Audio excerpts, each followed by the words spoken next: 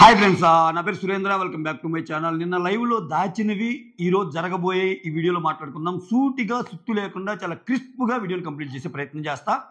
దానికోసం మీరు చేయాల్సింది ఏంటంటే, వీడియోస్ నచ్చుతుంటే ఒక లైక్, కొత్తగా చూస్తుంటే సబ్స్క్రైబ్. ఓకే, బిగ్ బాస్ చూడాలి, బిగ్ బాస్ చూస్తున్నారు అనుకునే వాళ్ళకి కుదిరితే ఒక share. Okay, hype.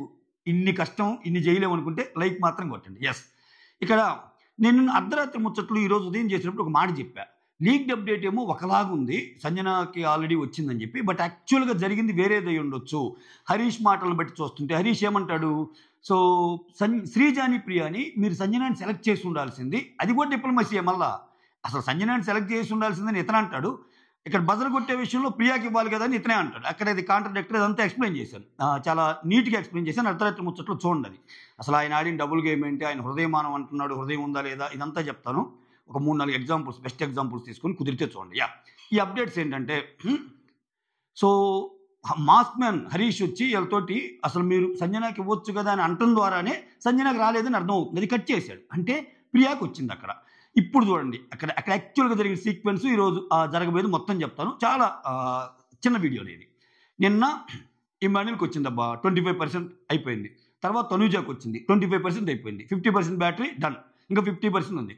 50%లో Priya and Sanjana మీద చాలా జరిగింది కదా. చాలా జరిగాక డెసిషన్ అనేది ప్రియాకే ఇచ్చేస్తారు. వీళ్ళిద్దరు పోయి సంచాలక డెసిషన్ ఫైనల్ అది ఇది అని ప్రియానే చెప్తుంది. ప్రియా చెప్తున్నావెందు, శ్రీజ చెప్తుంది, ప్రియా చెప్తున్నావెందు.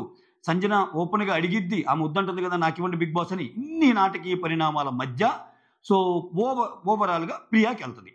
ప్రియా లెటర్ వస్తుంది. 40% ఎంత, 40% తీసుకుంటుందంట దానికి. అంటే 25 + 25 + 40 అంతా 90% పోయింది. ఇంకా 10% ఉంది. ఈ 10% ఉన్నప్పుడు ఇంకా మిగిలింది ఎవరెవరు, ప్రియా కూడా పోయాక సంజన, సుమన్ శెట్టి. ఇక్కడ కూడా వీళ్ళిద్దరిలో పాపం సంజనాకి బ్యాడ్ లక్ ఎదురైద్ది. సంజనాకి super duper emotional episode loading, గుర్తుపెట్టుకోండి. వీకెండ్ లోపు కుదిరితే వీకెండే వాళ్ళ బాబు మాటలో లేకపోతే వాళ్ళ ఫ్యామిలీ నుంచి వీడియో బయటో ఆమె మాట్లాడటం ఏదో ఒకటి జరిగిద్ది. అసలు అంటే ఒక్కోసారి ఎదుటి వాళ్ళు మనకి ఎంత ఇది చేయాలనుకుంటే మనం అంత లేస్తాం. అంటే మీరు గుర్తుంటే రోడ్డు మీద వెళ్తుంటే నేషనల్ హైవేస్ మీద ఆ లారీలు వెనక రాసి ఉంటాయి, నీ ఏడుపే నాకు ఎదుగుదల, మీరు ఏడుపే ఏడుస్తానండి. అట్లాంటి ఎపిసోడ్ అనమాట సంజనాకి. సో ఖచ్చితంగా సంజన గురించి రాలేదు సంజనాకి ఇవ్వకుండా చేసామని బాధపడుతున్నారు. సో ఖచ్చితంగా సంజనాకి మంచి episode loading, emotional episode loading అవుతుంది. ఆ తర్వాత ఇంకా 10% ఉంటుంది కదా. ఆ 10%లో సంజన అండ్ సుమన్ శెట్టి వెళ్ళినప్పుడు సుమన్ శెట్టికి ఛాన్స్ వస్తుంది. కానీ సుమన్ శెట్టి ఏ ఆప్షన్ చూజ్ చేసుకోవాలన్నా అక్కడ 10% సరిపోదు కదా. అప్పుడు ఏమవ్వాలి, సుమన్ శెట్టికి ఛాన్స్ రావాలి అంటే బిగ్ బాస్ పెట్టిన లింక్ ఏంటంటే, భరణి గారు స్టార్టింగ్ లాంచ్ ఎపిసోడ్లో ఒక బాక్స్ పట్టుకొస్తారు కదా, ఆ బాక్స్లో ఏదో ఉంటుందని, ఆ బాక్స్ కానీ ఓపెన్ చేస్తే నీకు వస్తుంది ఛాన్సు. అప్పుడు నీకు లెటర్ కానీ కాల్ కానీ ఇది వస్తున్నప్పుడు చాలాసేపు ఆలోచించాక ఎమోషనల్ అయిపోయి భరణి గారు సుమన్ శెట్టి కోసం, సుమన్ శెట్టి గారికి అవకాశం ఇవ్వడానికి బాక్స్ ఓపెన్ చేస్తాడు. Which is very very good thing. Family అన్నాక ఎవరికైనా అసలు చిన్న మ్యాటర్లు ఎన్ని బాక్సులు ఓపెన్ చేయటాలు ఫ్యామిలీ మాట్లాడేటప్పుడు.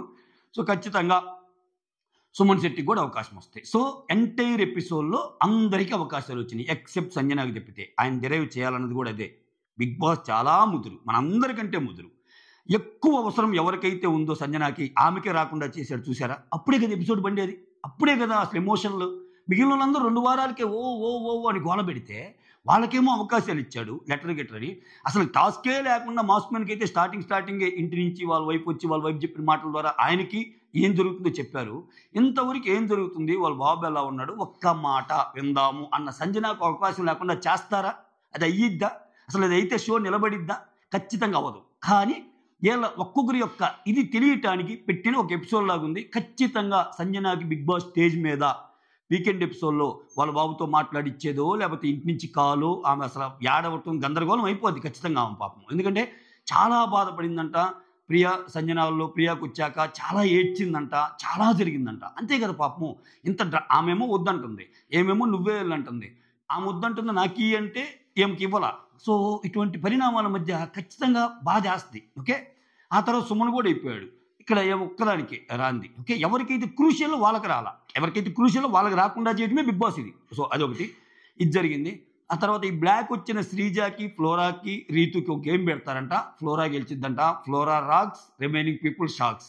అంటే ఫ్లోరాని ముందుకు తీసుకెళ్లేదానికి చూస్తున్నాడు బిగ్ బాస్. ఎందుకంటే Big Boss is all about నువ్వు ఎలా ఉన్నావు అని చెప్పటమే కదా. నువ్వు అరిచినంత మాత్రాన, నువ్వు గేమ్ ప్లాన్ చేసినంత మాత్రం ఇది కాదు. బిగ్ బాస్ గురించి ఒక మాట చెప్తుంది ఆమె జైల్లో ఉన్నప్పుడు ఇమ్ముతో. అరే నన్ను సాఫ్ట్ అంటున్నారు, బోరింగ్ అంటున్నారు, ఇదన్నీ అంటున్నారు. సాఫ్ట్గా ఉంటాము, అవసరమైన ఊరికే మాట్లాడటము, నిజాయితీగా ఉంటాము, ఇవన్నీ మంచి లక్షణాలే కదా. ఇవన్నీ ఎందుకు చెడు లక్షణాలు అయిపోతున్నాయి? అసలు బిగ్ బాస్ అంటేనే గొడవలు పడాలి, లేనిది గెలకాలి, ఇవన్నీ ఎందుకు ఆలోచించుకుంటున్నారా అని ఆమె మాట్లాడిన మాటలు ఎక్స్ట్రాడినరీ మాటలు నిజంగా. అందుకే అందరి గేముల్ని అనాలిసిస్ చేసి ఇమ్ము కూడా ఏమో గేమ్ని అనాలిసిస్ చేసేటప్పుడు ఎక్స్ట్రాడినరీ, ఎక్సలెంట్, ఫెంటాస్టిక్ అంటాడు భరణితోటి. మామూలు గేమ్ అన్నామది, ఆమె గేమ్ అర్థం కావట్లేదు కానీ అసలు మట్టిపోయే గేమ్ ఆడుతున్నామే, ఎక్సలెంట్ అంటాడు. అంటే ఆ రకమైన గేమ్ ఫ్లోరా ఆడుతుంది. ఫ్లోరా ఇప్పటికే ఓటింగ్లో ఎక్కువ ఉంది. సో ఇక నుంచి ఓటింగ్లో ఎవరి శత్రువు మిత్రుడు అంటే మిగిలిన వాళ్ళు పట్టడం లేదు కాబట్టి ఫ్లోరాకు ఓటింగ్ వేయటం కాదు. ఫ్లోరా కూడా ఆడుతుంది, ఫ్లోరా కూడా గెలిచింది, ఫ్లోరా మాట్లాడగలదు అని అన్ని అంశాల పరంగా ఆమెకు ఓటింగ్ పెరిగితే ఆమె స్టే చేసే రోజులు ఇంకా పెరుగుతాయి. ఇప్పుడు ఒకరి మీద కోపంతో ఏమైనా సేవ్ చేసే ప్రాసెస్ ఏదైతే ఉందో అది కొన్ని రోజులు ఉపయోగపడింది. ఆ నెగిటివ్ అనుకునే పీపుల్ వెళ్ళిపోయాక ఏం టర్న్ వస్తుంది. అలా కాకుండా ఏమో కూడా గేమ్ ఆడుతుంది. ఏమకంటూ ఇప్పుడు సంజన ఎలా బిల్డ్ చేసుకుంది ఒకటి, ఆ తర్వాత తనుజాకి ఎలా ఉంది, ఇమ్ముకి ఒకటి ఎలా ఉంది, హరీష్కి నెగిటివ్ అయినా సరే హరీష్కి ఒకటి బిల్డ్ అయింది జనాల్లో, ఆయనకంటూ ఒక ఫ్యాన్ బేస్ ఉన్నారు ఎలా ఉంది. అలా ఇక్కడ ఏమో కూడా ఫ్లోరా కామ్గా ఉన్న అవసరం వచ్చినప్పుడు చెలరైపోగలదు అని ప్రూవ్ చేసుకోగలిగితే ఆమె ఓటింగ్కి అర్థమయ్యే విధంగా జస్టిఫికేషన్ ఉంటుంది. అది చేసింది అనేది అప్డేట్ అనమాట. చూడాలి శ్రీజ రీతు ఎలా ఫీల్ అయ్యారేమో. అసలు శ్రీజ అయితే అసలు అబ్బా చాలా బోరింగు, నేనే కాదు అందరూ అదే మాట ఆమె గురించి అన్నట్టు అంటది. ఇక్కడ నీ ఫేవరెట్ పర్సన్ ఎవరు అని అడిగేటప్పుడు ఎంత ఎటకారంగా చెప్తుందంటే రీతు ఆ డెమాన్ పవన్తో మాట్లాడేటప్పుడు ఎవరు ఫ్లోరానా అంటారు.